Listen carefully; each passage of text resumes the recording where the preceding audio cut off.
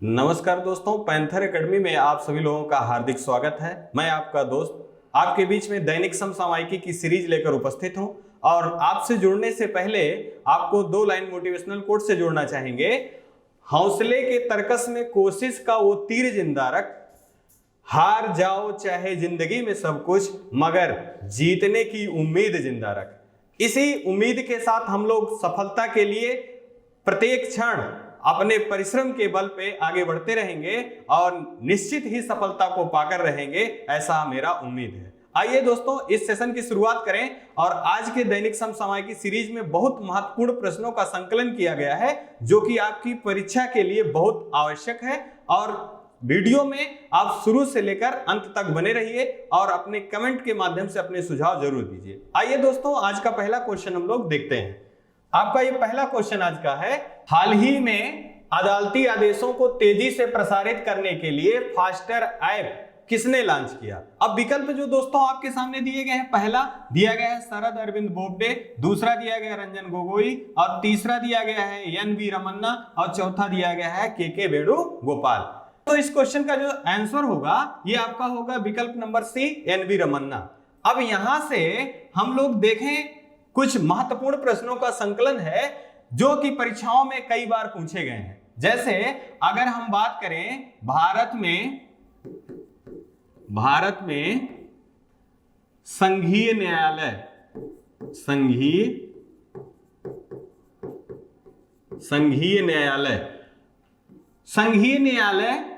Bharat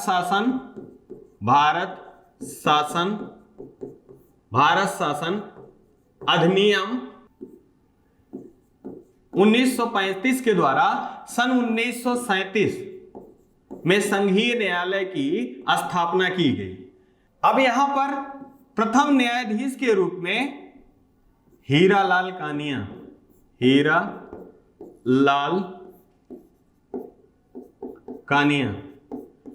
question पूछा भी गया है कि भारत के प्रथम मुख्य न्यायाधीश कौन थे, तो हीरालाल कानिया जी थे। अब यहां पर हीरालाल कानिया जी के बाद में यहां से प्रश्न यह भी पूछा गया है कि भारत में कितने उच्चतम न्यायालय हैं? तो भारत में 25 उच्चतम न्यायालय हैं और 25वां जो है आंध्र प्रदेश का न्यायालय है। साथ ही साथ अगर हम बात करें न्यायाधीशों की संख्या कितनी है, तो मुख्य न्यायाधीश को लेकर 33 + 1 की संख्या भारत में है। अब इसी परिप्रेक्ष्य में अगर हम देखें तो महिलाओं से भी प्रश्न पूछा गया है कि भारत की पहली महिला न्यायाधीश जो थी उनका क्या नाम है? तो भारत की पहली न्यायाधीश जो महिला न्यायाधीश थी उनका नाम था फातिमा बीवी। और उच्च न्यायालय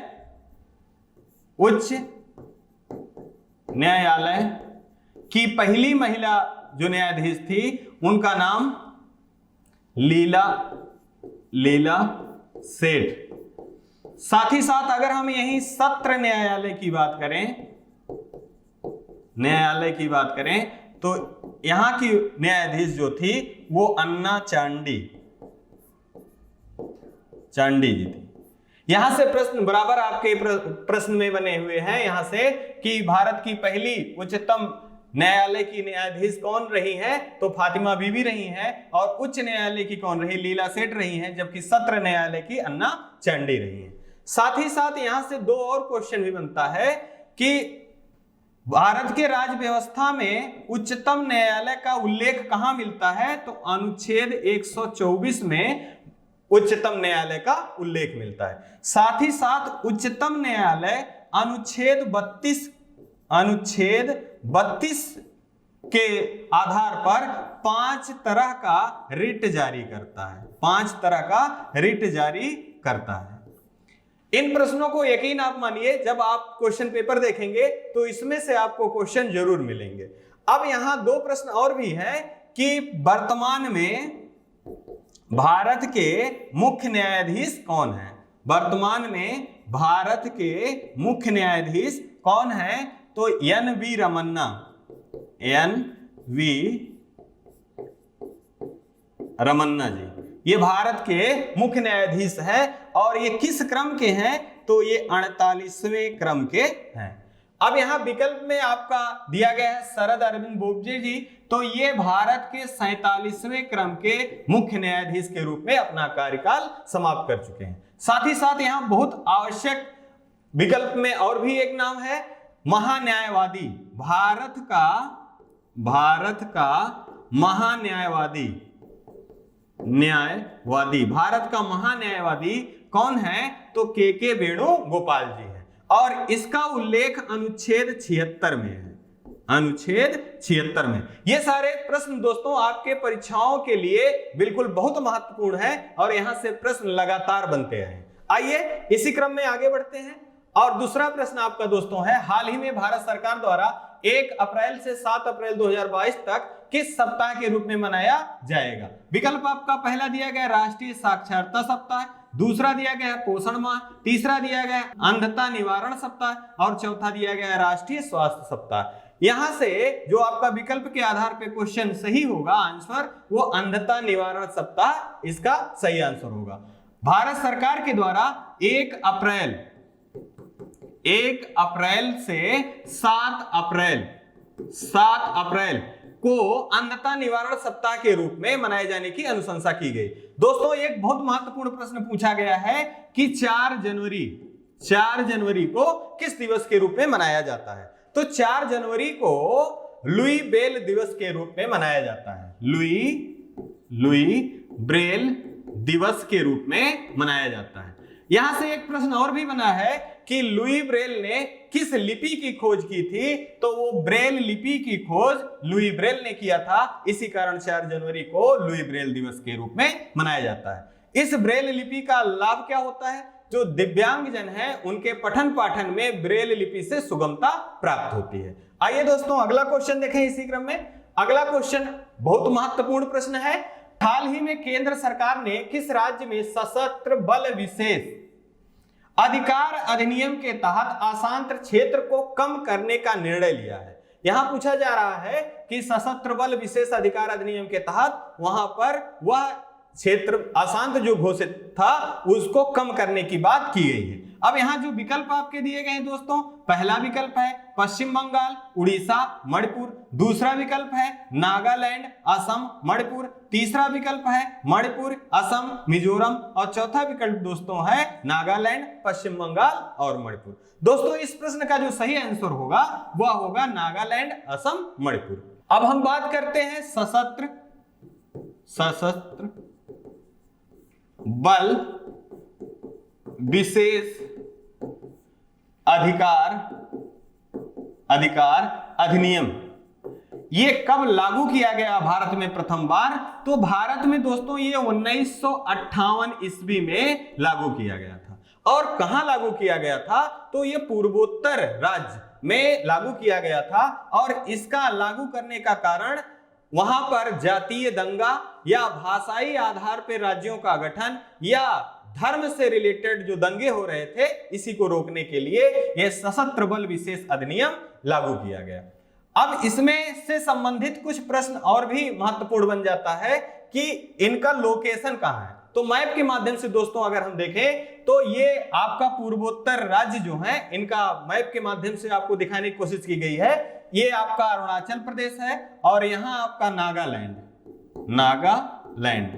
नागालैंड है और ये आपका मणिपुर है और ये मिजोरम है, ये त्रिपुरा है, ये मेघालय है और ये असम। इन्हीं राज्यों में 1958 ईस्वी में ये सशस्त्र बल अधिनियम कानून को लागू किया गया था। अब एक क्वेश्चन यहां से और भी बन सकता है। आप इस मैप के माध्यम से देख रहे हैं दोस्तों कि जो असम है ये सीमा साझा कर रहा है अरुणाचल प्रदेश से, नागालैंड से, मणिपुर से, मिजोरम से, त्रिपुरा से, मेघालय से। अगर कम शब्दों में कह ले तो ये जो पूर्वोत्तर राज्य हैं लगभग पूर्वोत्तर के सभी राज्यों से अपनी सीमा साझा करता है कौन? असम। और ये प्रश्न पूछा भी गया है कि पूर्वोत्तर का वो कौन सा राज्य है जो सभी राज्यों से अपना सीमा साझा करता है। और महत्वपूर्ण प्रश्नों में अगर हम देख लें दोस्तों तो यही अरुणाचल प्रदेश से ब्रह्मपुत्र नदी जो है वो भारत में प्रवेश करती है। साथ ही साथ अरुणाचल प्रदेश में ही आपका नामदफा नेशनल पार्क स्थित है। साथ ही साथ अगर हम अरुणाचल प्रदेश में देखें तो बोमडिला दर्रा स्थित है। और अगर हम नागालैंड के बारे में बात करें तो नागा पहाड़ी कहां स्थित है, नागालैंड में स्थित है। और मणिपुर में मणि पहाड़ी स्थित है और मिजोरम में मिजो पहाड़ी स्थित है। अगर हम बात करें मेघालय की तो गारो खासी जयंतिया नामक पहाड़ियां मेघालय में स्थित हैं। और असम में हाल ही में चर्चा में असम में रहा क्योंकि वहां का काजीरंगा नेशनल पार्क जो एक सींग वाले गैंडे के लिए प्रसिद्ध है, वहां पर ट्रैकिंग, जीआई ट्रैकिंग के जीपीएस ट्रैकिंग के द्वारा सुव्यवस्थित होने वाला भारत का एकमात्र नेशनल पार्क है। आइए इसी क्रम में दोस्तों अगला क्वेश्चन हम देखते हैं। और अगला क्वेश्चन आपका है, हाल ही में 2022 में निम्नलिखित में से किसके द्वारा मधुमक्खी मोम के उत्पादन पर राष्ट्रीय सम्मेलन का आयोजन किया गया? अब विकल्प आपके दोस्तों दिए गए हैं। पहला राष्ट्रीय डेयरी विकास बोर्ड, दूसरा पशुपालन आयोग, तीसरा नीति आयोग और चौथा दिया गया है इनमें से कोई नहीं। दोस्तों ये प्रश्न का वेटेज आपको तब पता चलेगा जब आप परीक्षा में बैठेंगे और इन प्रश्नों से मिलता जुलता प्रश्न आपके प्रश्न पत्र में छपा दिखाई देगा। आप यकीन मानिए ये सारे प्रश्न आपके लिए सिलेक्शन में बहुत महत्वपूर्ण रोल अदा करेंगे। देखिए इस प्रश्न का उत्तर जो आपका है ये राष्ट्रीय डेयरी विकास बोर्ड है। अब यहां हम जान लें कुछ महत्वपूर्ण तथ्य इनसे संबंधित। तो स्थापना इनकी जो हुई थी राष्ट्रीय डेयरी बोर्ड की 1965 ईस्वी में हुआ था। और ये आयोजन कहां किया गया दोस्तों? गुजरात में किया गया, गुजरात में किया गया। अब यहां से गुजरात से संबंधित जानकारी, गुजरात और महाराष्ट्र 1 मई 1960 में गठित होने वाले दो राज्य हैं। इसी कारण ये प्रत्येक वर्ष दोस्तों अपना स्थापना दिवस 1 मई को मनाते हैं। साथ ही साथ ब्लैक बक और गिर national park, Vansda national park और उकाई परियोजना का संबंध किस राज्य से है? वो गुजरात से। भारत का मैनचेस्टर कहा जाने वाला जो शहर है वो कहां स्थित है? भारत के अहमदाबाद में स्थित है। और अहमदाबाद कहां है? गुजरात में स्थित है। अब इसी से संबंधित एक प्रश्न आपका विकल्प के रूप में नीति आयोग है। तो नीति आयोग का गठन कब किया गया? 1 जनवरी 2015 में नीति आयोग का गठन किया गया। नीति आयोग ने किसका स्थान लिया? नीति आयोग ने योजना आयोग का स्थान लिया, योजना आयोग का स्थान लिया। और नीति आयोग के अध्यक्ष कौन होते हैं दोस्तों? तो नीति आयोग के अध्यक्ष जो होते हैं प्रधानमंत्री स्वयं होते हैं। साथ ही साथ सीईओ कौन है? तो अभिकांत कांत है। और आगे अगला क्वेश्चन देखें। अगला क्वेश्चन आपका इसी जो आपके मधुमक्खी पालन से संबंधित या कृषि से संबंधित प्रश्नों का कुछ महत्वपूर्ण कलेक्शन किया गया है जो कि विगत परीक्षाओं में देखेंगे तो आपको क्रांतियों से संबंधित प्रश्न मिल जाएगा।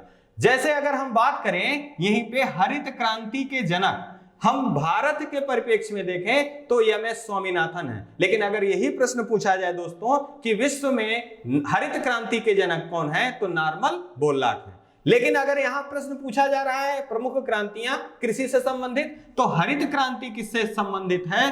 तो खाद्यान्न से, खाद्यान्न से संबंधित है हरित क्रांति। सुनहरी क्रांति किससे संबंधित है? तो यहां सुनहरी क्रांति जो आपका है ये फल और सब्जी, फल और सब्जी उत्पादन से है। श्वेत क्रांति किससे है? दुग्ध उत्पादन से है, दुग्ध उत्पादन से है। अब यही एक प्रश्न और बन जाता है कि श्वेत क्रांति के जनक कौन है? तो वर्गीज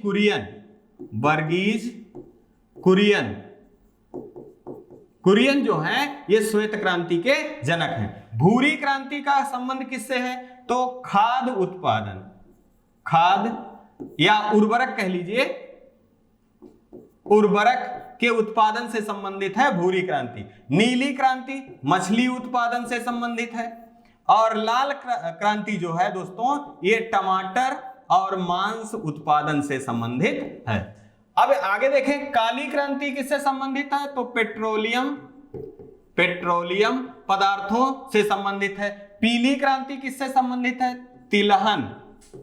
तिलहन उत्पादन से संबंधित है। गुलाबी क्रांति किससे संबंधित है? तो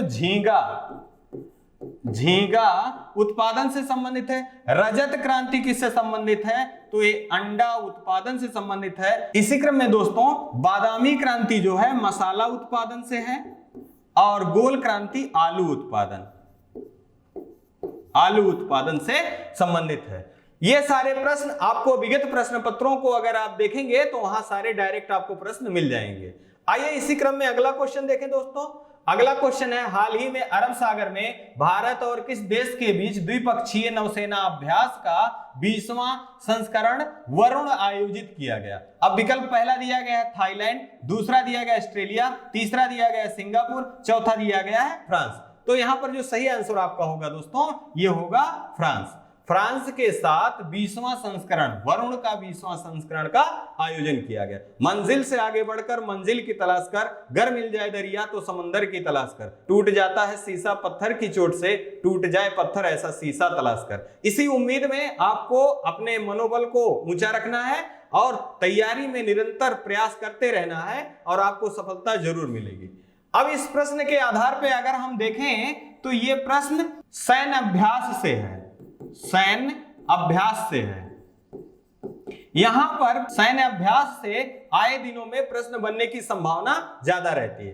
अब इसी से संबंधित कुछ महत्वपूर्ण सैन्य अभ्यास हम लोग देख लें और उनका रिकॉल कर लें जिससे हमको असुविधा ना हो। जैसे अगर हम बात करें मित्र शक्ति का सैन्य अभ्यास जो है वो श्रीलंका, भारत और श्रीलंका के साथ, भारत और श्रीलंका के साथ होता है। हैंड इन हैंड युद्धाभ्यास भारत और चीन के साथ होता है। एक्सरसाइज शक्ति जो है दोस्तों ये फ्रांस के साथ होता है। साथ ही साथ नोमैडिक एलिफेंट जो है ये मंगोलिया के साथ होता है। और युद्ध अभ्यास जो है ये यूएसए के साथ होता है। सूर्य किरण जो है ये नेपाल के साथ होता है। साथ ही साथ इंद्र जो है दोस्तों ये रूस के साथ होता है। मैत्री जो आपका है ये थाईलैंड के साथ होता है, थाईलैंड के साथ होता है। संप्रीति दोस्तों ये बांग्लादेश के साथ होता है, बांग्लादेश। वज्र प्रहार जो आपका है ये आपका यूएसए के साथ होता है। अजय वॉरियर जो है ये आपका इंग्लैंड के साथ होता है। जबकि टाइगर ट्रम्प जो है ये यूएसए के साथ होता है। साथ ही साथ धर्मदार्जियन जो है ये जापान के साथ होता है। ये सारे प्रश्न जो हैं आपके युद्धाभ्यास से संबंधित है। कल के सीरीज में दोस्तों ना चाहते हुए भी एक गलती हमसे हो गई, उसके लिए हम क्षमा प्रार्थी हैं। मित्र शक्ति युद्धाभ्यास मेरे द्वारा वहां इंडोनेशिया बता दिया गया था, जो कि आप सही कर लेंगे। मित्र शक्ति जो है वो युद्धाभ्यास श्रीलंका के साथ होता है। लेकिन समुद्र शक्ति अगर युद्धाभ्यास पूछ ले दोस्तों तो वहां इंडोनेशिया से साथ होता है। आइए इसी क्रम में हम अगला क्वेश्चन देखते हैं। अगला क्वेश्चन है, हाल ही में केंद्र सरकार ने मार्च 2022 में जल जीवन मिशन के आधार पर राज्य और केंद्र शासित प्रदेशों को कितनी राशि आवंटित की। तो यहाँ विकल्प आपका पहला दिया गया है 20,000 करोड़, दूसरा 40,000 करोड़, तीसरा 70,000 करोड़ और चौथा दिया गया है 65,000 करोड़। तो यहाँ पर जो सही विकल्प आपका होगा विकल्प नंबर बी होगा 40,000 करोड़। अब जल शक्ति मंत्रालय का गठन कब हुआ था? तो इसका गठन 2018 में हुआ था। साथ ही साथ जल शक्ति मंत्रालय के मंत्री, केंद्रीय मंत्री कौन है? तो गजेंद्र सिंह शेखावत जी हैं, शेखावत जी हैं। साथ ही साथ अगर हम बात करें जल शक्ति मंत्रालय के द्वारा जो आपका लक्ष्य रखा गया है हर घर जल की सुविधा के लिए यह रखा गया है 2024।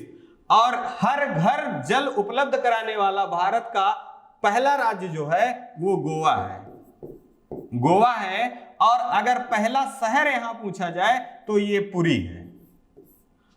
पुरी है। और हाल ही में जल शक्ति मंत्रालय के द्वारा राष्ट्रीय जल पुरस्कार का वितरण किया गया और ये 57 कैटेगरियों में किया गया, जिसमें उत्तर प्रदेश प्रथम और तमिलनाडु द्वितीय, राजस्थान तृतीय स्थान पर प्राप्त हुए हैं। आइए दोस्तों अगला क्वेश्चन देखें।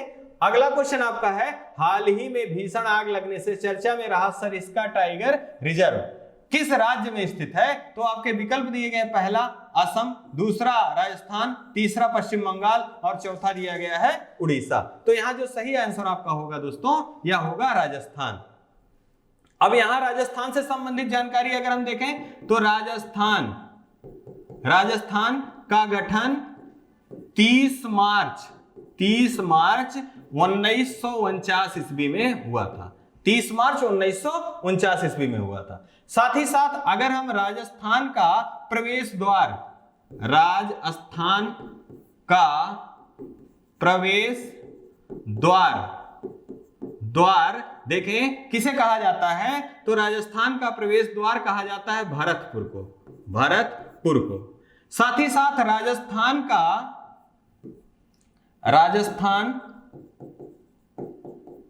राजस्थान की राजधानी जो है जयपुर है, जिसे पिंक सिटी के नाम से जाना जाता है, पिंक सिटी के नाम से जाना जाता है। साथ ही साथ अगर हम देखें राजस्थान के बारे में अन्य जानकारियों के रूप में, तो राजस्थान में ही अरावली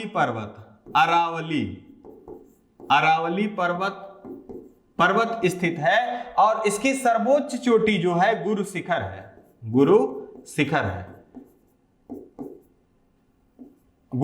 है, जिसकी ऊंचाई जो है 1722 मीटर है और यह सबसे पुरानी पर्वत श्रृंखला है। साथ ही साथ लूनी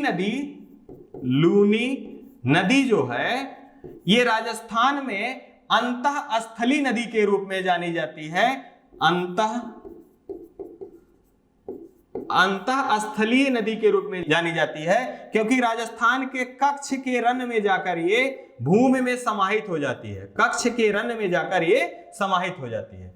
साथ ही साथ अगर राजस्थान से बात करें तो राजस्थान से ही संबंधित प्रश्न है, चिरंजीवी योजना किस सरकार के द्वारा, किस राज्य सरकार के द्वारा प्रारंभ किया गया, तो राजस्थान सरकार के द्वारा प्रारंभ किया गया। साथ ही साथ राजस्थान से संबंधित बहुत महत्वपूर्ण प्रश्न पूछा गया था कि स्टैचू ऑफ पीस कहां स्थित है, वो राजस्थान में स्थित है। अब राजस्थान में सरिस्का टाइगर रिजर्व है, साथ ही साथ राजस्थान में ही केवला देव राष्ट्रीय उद्यान है, साथ ही साथ राजस्थान में रणथंभौर नेशनल पार्क है और राजस्थान में ही सांभर झील है, जो कि भारत के खारे पानी की सबसे बड़ी झील है, भारत की खारे पानी की सबसे बड़ी झील है। अब राजस्थान से एक क्वेश्चन और भी महत्वपूर्ण है कि राजस्थान में एक चंबल नदी है, चंबल नदी है जो वर्ष भर बहती है, मतलब वर्ष भर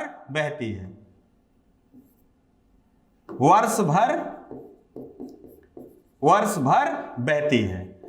और इसी चंबल नदी पर क्वेश्चन पूछा गया है कि चुलिया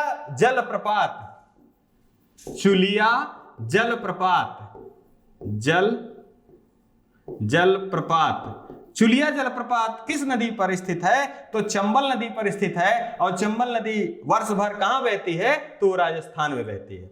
आइए दोस्तों अगला क्वेश्चन देखें। अगला क्वेश्चन आपका है, हाल ही में किस देश के द्वारा एक होसांग 17 अंतर महाद्वीपीय बैलिस्टिक मिसाइल का सफल परीक्षण किया गया।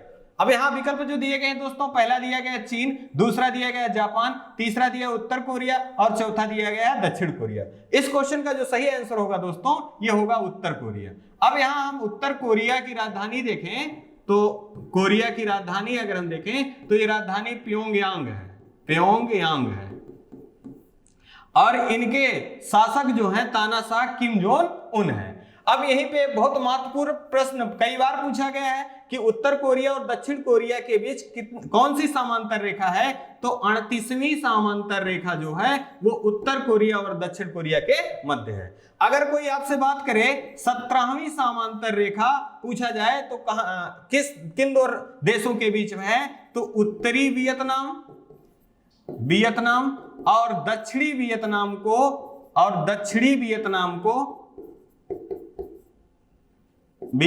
को अलग करता है 17वीं, जबकि 49वीं समांतर रेखा जो है यूएसए और कनाडा के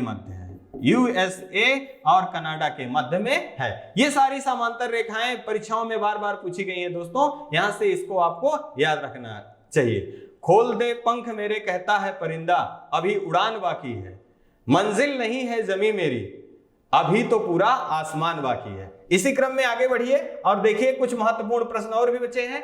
जैसे आपका प्रश्न है, हाल ही में मिशन 100% विद्युत रेलवे का लक्ष्य किसके द्वारा प्राप्त किया गया? आपका विकल्प पहला दिया गया है कोंकण रेलवे, दूसरा दिया गया पूर्वी रेलवे, तीसरा दिया गया है मध्य रेलवे और चौथा दिया गया है ये सभी। दोस्तों इस प्रश्न का जो उत्तर आपका होगा वह होगा आपका कोंकण रेलवे। अब अगर हम बात करें भारत में रेलवे का विकास, भारत में रेलवे का विकास, तो भारत में रेलवे का विकास किसके शासनकाल में हुआ, यह भी प्रश्न पूछा गया है। तो डलहौजी के शासनकाल में भारत में रेलवे का विकास हुआ और ये 1853 ईस्वी में, 1853 ईस्वी में। अगर यही हम बात करें भारत में रेलवे का शुभारंभ कहां से कहां किया गया, तो मुंबई से ठाणे, यहां भारत का शुभारंभ किया गया। साथ ही साथ भारत में रेलवे का गठन, भारत में रेलवे बोर्ड का गठन कब किया गया? 1905 ईस्वी में भारत में रेलवे का गठन किया गया। अब यहां से और भी महत्वपूर्ण प्रश्न है कि भारत में कुल कितने रेलवे जोन हैं? तो भारत में कुल 18 रेलवे जोन हैं। भारत में कुल 18 रेलवे जोन है। यहां से प्रश्न बना भी है कि नवीनतम रेलवे जोन कौन सा है, तो विशाखापट्टनम जो है वो भारत का नवीनतम, विशाखापट्टनम भारत का नवीनतम रेलवे जोन है। अब यहीं पे बात की जाए कि भारत में जो रेलवे का 18 रेलवे जोन है, इस आधार पे भारत के रेलवे के सीईओ किसे के रूप में किसे नियुक्त किया गया? तो विनय कुमार त्रिपाठी जी को भारत के रेलवे बोर्ड का सीईओ नियुक्त किया गया। साथ ही साथ अगर हम यही बात कर लें, रेलवे के केंद्रीय मंत्री कौन है? तो अश्वनी वैष्णव जी केंद्रीय रेलवे मंत्री हैं। और यहाँ पूर्वी रेलवे का मुख्यालय क्या है? तो पूर्वी रेलवे का मुख्यालय कोलकाता है और मध्य रेलवे का महाराष्ट्र है। आइए दोस्तों अगला क्वेश्चन देखें, हाल ही में किस संस्थान ने स्टेट ऑफ वर्ल्ड पॉपुलेशन 2022 का रिपोर्ट जारी किया? अब यहां पर विकल्प आपके दिए गए हैं, पहला WHO दिया गया है, यूनेप दिया गया है और संयुक्त राष्ट्र जनसंख्या कोष दिया गया है और लास्ट डी विकल्प के रूप में इनमें से कोई नहीं दिया गया। तो यहां जो सही विकल्प होगा, विकल्प नंबर सी होगा, संयुक्त राष्ट्र जनसंख्या कोष के द्वारा state of world population report 2022 जारी किया गया। और इसकी जो स्थापना जो है संयुक्त राष्ट्र जनसंख्या कोष की स्थापना जो है ये 1969 ईस्वी में हुआ था और ये यूएनओ का ही एक भाग है, क्योंकि यूएन के जो 6 भाग हैं उन भागों में एक भाग ये भी है संयुक्त राष्ट्र जनसंख्या कोष। साथ ही साथ क्वेश्चन पूछा भी गया है कि यूएन के जो 6 भाग हैं उनमें से किस एक भाग का मुख्यालय जो है यूएसए से बाहर है? तो अंतरराष्ट्रीय न्यायालय का जो मुख्यालय द हेग नीदरलैंड में जो स्थित है उसी का मुख्यालय बाहर है, बाकी सभी 5 का मुख्यालय न्यूयॉर्क में है। आइए अब इससे संबंधित और भी इसका थीम पूछे जाने की संभावना है। तो इसकी जो थीम है दोस्तों, यह थीम है सीन द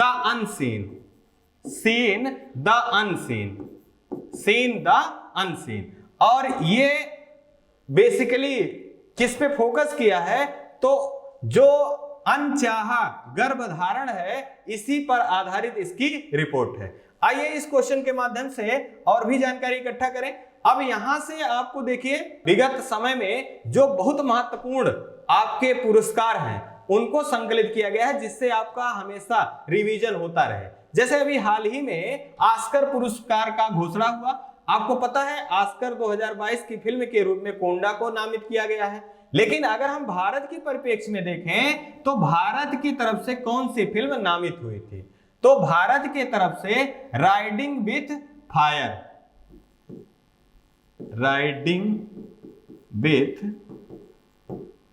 फायर ये फिल्म नामित हुई थी। अब इस फिल्म का संबंध किस प्रदेश से है भारत के, तो इस फिल्म का संबंध भारत के उत्तर प्रदेश से है। उत्तर प्रदेश के चित्रकूट जिले से खबर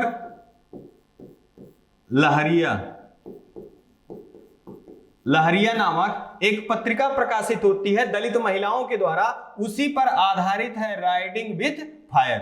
ये ऑस्कर 2022 के लिए भारत की तरफ से नामित हुई फिल्म है।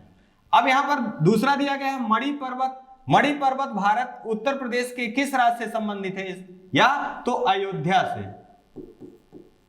अयोध्या में मणि पर्वत के जीर्णोद्धार की बात कही गई है।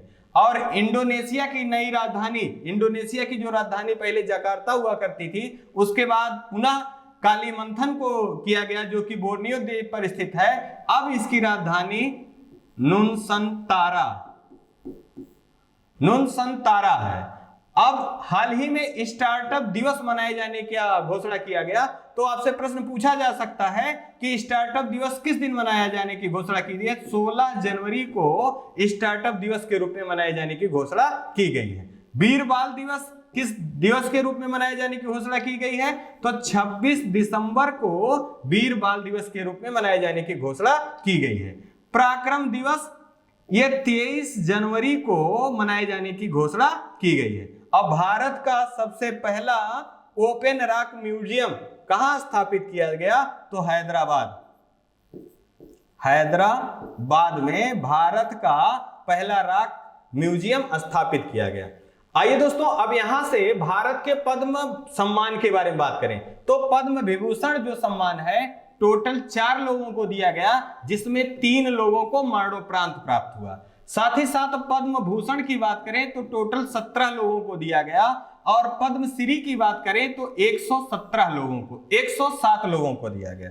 पद्मश्री की बात करें तो 107 लोगों को दिया गया। टोटल अगर हम बात करें तो आपका जो पद्म पुरस्कार 2022 है टोटल 128 लोगों को दिया गया।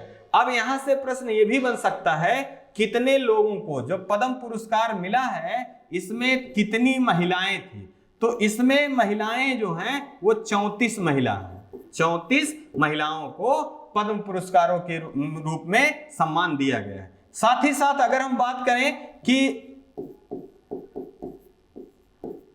मरणोपरांत पुरस्कार प्राप्त हुआ है तो 13 लोग ऐसे थे जिनको मरणोपरांत पुरस्कार पद्म पुरस्कार प्राप्त हुआ है। साथ ही साथ अगर यही हम बात कर लें कि उत्तर प्रदेश के परिप्रेक्ष्य में तो उत्तर प्रदेश के कितने लोगों को मिला है? तो उत्तर प्रदेश के 14 लोगों को पद्म पुरस्कारों से सम्मानित किया गया है। ये सारे प्रश्न आपकी परीक्षा में सफलता के लिए पत्थर के मील साबित होंगे। इन सारे प्रश्नों को आप 1 से 2 बार रिकॉल कर लेंगे तो यकीन मानिए ये सारे प्रश्न आपको आने वाली परीक्षाओं में कहीं ना कहीं दिखाई देंगे। और इसी यकीन, इसी उम्मीद के साथ आपसे हम विदा लेना चाहते हैं। और आपका जो अगला टॉपिक होगा इससे भी बढ़िया प्रश्नों का संकलन किया जाएगा।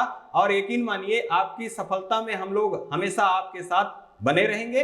आप लोग जो प्रेम स्नेह चैनल के प्रति आपने बना रखा है इसके लिए आभार व्यक्त किया जाता है। और आप अपना और अपने से बड़ों का सम्मान करिए। जय हिंद, जय भारत।